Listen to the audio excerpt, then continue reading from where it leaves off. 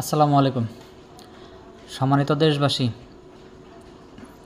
বিশেষ করে ঢাকা বিশ্ববিদ্যালয়ের অধীনে যেসব শিক্ষার্থীরা আছেন, আপনাদের কাছে আমার প্রশ্ন রইল।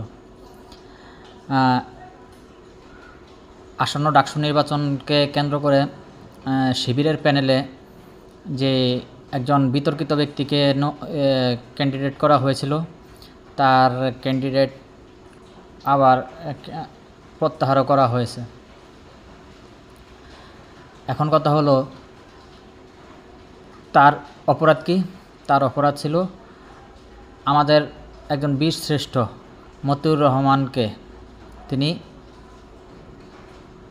হাইজ্যাকার বলছেন, পাকিস্তানের বিমান হাইজ্যাকার বলছেন। আবার সেই একই বিমানে আরেকজন পাকিস্তানি মারা যাওয়া ব্যক্তিকে তিনি শহীদ আখ্যা দিয়েছেন। তো এতে কি বোঝা গেল? এতে বোঝা গেল তাদের বাংলাদেশ প্রীতিটা শুধুমাত্র ভারতের সাথে ঠাপাঠাপি পর্যন্তই সীমাবদ্ধ।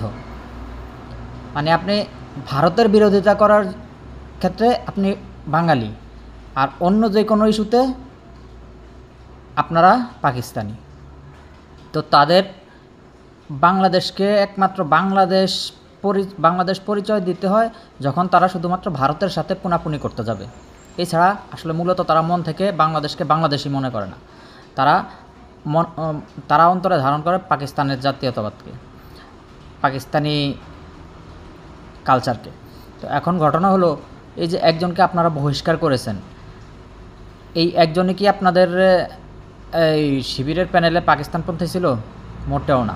আপনারা পুরো শিবিরের সংগঠনটাই পাকিস্তানপন্থী। ওই একজনকে বহিষ্কার করছেন ওনার একটা ফেসবুক স্ট্যাটাস ভাইরাল হওয়ার কারণে। এখন এই ফেসবুক স্ট্যাটাস ভাইরাল না হলে তো একেও আপনারা বহিষ্কার করতেন না। এরাও আমাদের মাঝেই থেকে যেত। এরাও হয়তো দেখা গেছে ঢাবিতে নেতৃত্ব দিত, ভবিষ্যতে বাংলাদেশকে নেতৃত্ব দিত। একটা সময় এরা ঢাবিকেও পাকিস্তানিদের হাতে তুলে দিত, একটা সময় এরা বাংলাদেশকেও পাকিস্তানিদের হাতে তুলে দিত। এখন কথা হলো, এদেরকে ঠেকানোর একমাত্র রাস্তা কি?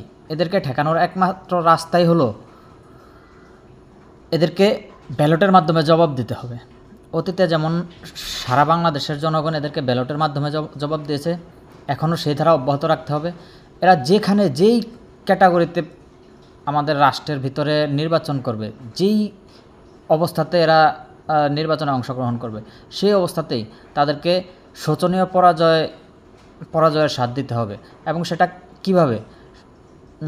শারীরিক শক্তিতে না, দৈহিক শক্তিতে না, সেটা হলো ব্যালটের শক্তিতে।